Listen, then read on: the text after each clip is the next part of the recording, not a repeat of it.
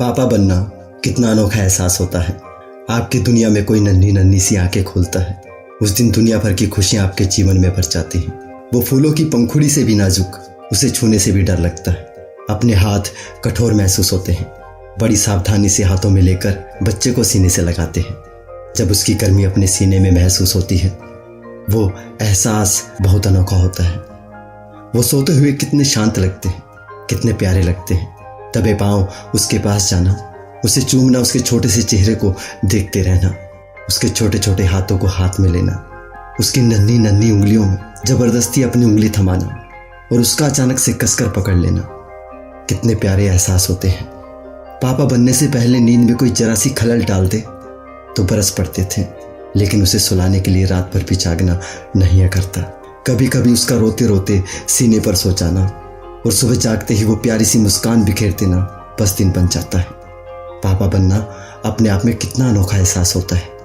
एक बच्चे के साथ न जाने कितने सारे खूबसूरत एहसास जन्म लेते हैं, कितने अरमान जन्म लेते हैं, ढेरों खुशियां जन्म लेती हैं। लेकिन ये खूबसूरत एहसास तब डर में बदल जाते हैं जब मासूमों के लहू से सने अखबार मेरे घर आते हैं। तब मैं सिहर उठता हूँ, कांप जाता हूँ, टूट जाता हूँ उस पिता के बारे में सोचकर, जो शाम को घर आते ही बिटिया को बाहों में भर लेता था।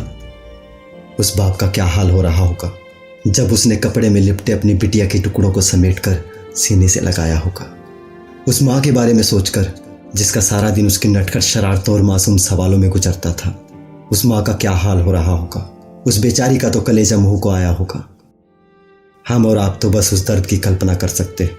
उसके दर्द से बड़ा दर्द कोई नहीं हो सकता, जिसने अपने कलेजे के टुकड़े को टुकड़ों में कलेजे से लगाया होगा। इससे बड़ा बोझ कोई नहीं हो सकता। आंखें पथरा गई होंगी, पांव पत्थर हो गए होंगे, कलेजा छलनी हो गया होगा जब हमेशा के लिए सो चुकी लाडली को गोद में उठाकर शमशान तक गया होगा। इसे सोचकर ही जरा सा संवेदनशील इंसान कांप जाए। कैसे हैवान है वो लोग जिनके मासूमों पर छुरी चलाते हाथ नहीं कांपते। एक जानवर भी जब तक भूखा ना हो किसी की जान नहीं लेता। ये इन हैवानों की कौन सी भूख है जो 6 महीने की बच्ची को निगल लेती है, जिन्हें 6 महीने 9 महीने की बच्ची में जिस्म दिखाई देता है। समझ नहीं आता किस मुंह से हम खुद को इंसान कहते हैं। सुना है हम जानवरों से इंसान बने हैं। अगर वापस जाया जा सकता तो आज जानवर भी हमें अपनाने से इनकार कर देंगे। हम इतना गिर चुके हैं।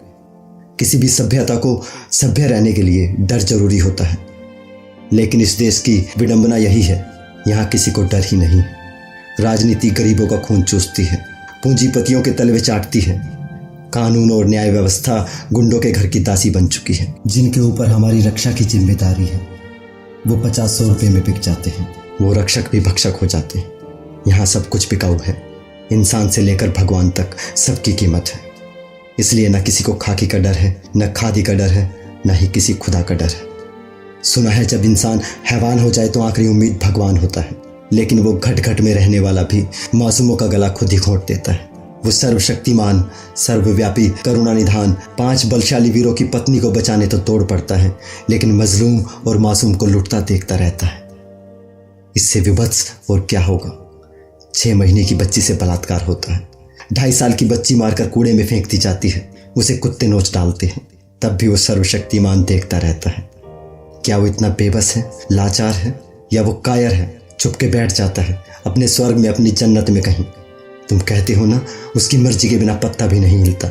अगर सब उसका किया धरा है, सब उसकी मर्जी से हो रहा है, तो वो भगवान, गॉड, खुदा खुद जहन्नुम के लायक भी नहीं। वो होता तो सुन भी लेता। उसकी क्या बात करूं जो है ही नहीं।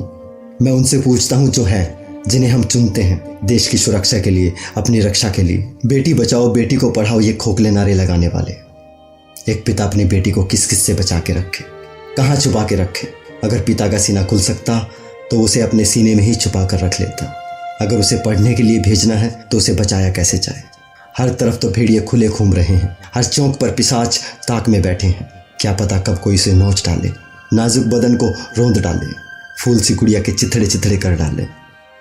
तुमने अभी तक ऐसा कुछ किया भी तो नहीं जो एक बेटी का पिता निश्चिंत हो सके, उसे बेफिक्र होकर पढ़ने भेज सके। उसे लगातार डर बना रहता है कोई उसका रास्ता ना रोक ले, उसके विरोध करने पर वो तेजाब में ना नहा जाए।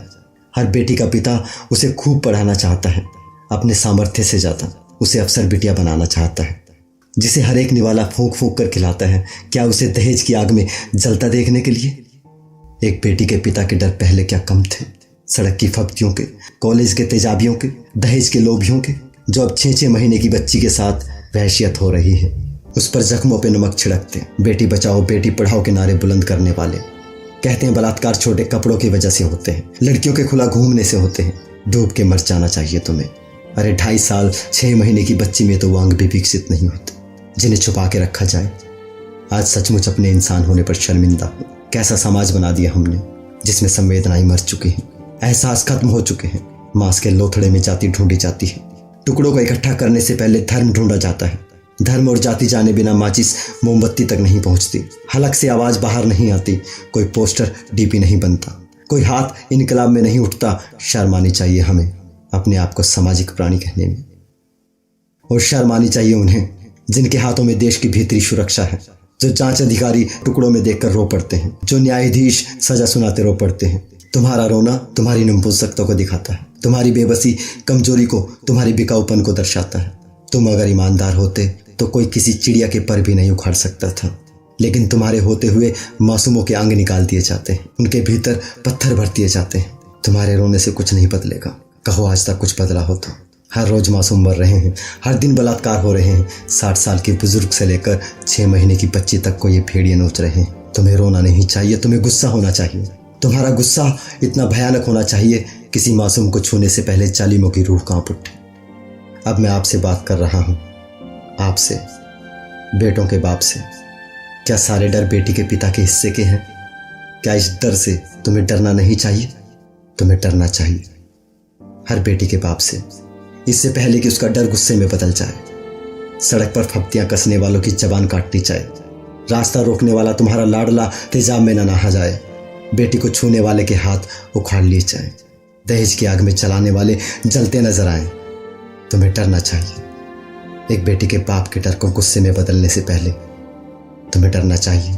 मैं बहुत डर चुका हूं, इसलिए नहीं कि एक बेटी का बाप हूं, इसलिए कि एक बेटे का बाप हूं।